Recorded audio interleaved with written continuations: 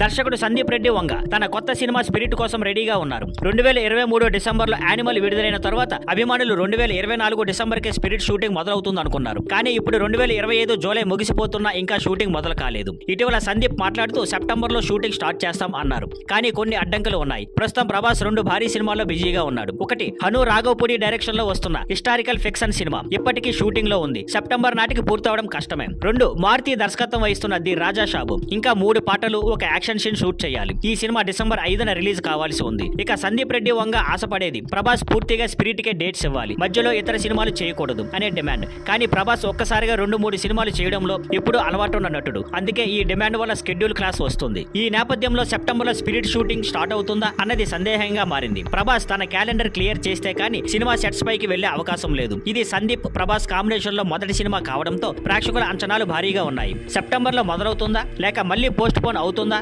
అనేది చూడాలి. Thank you for watching. Please like, share and subscribe.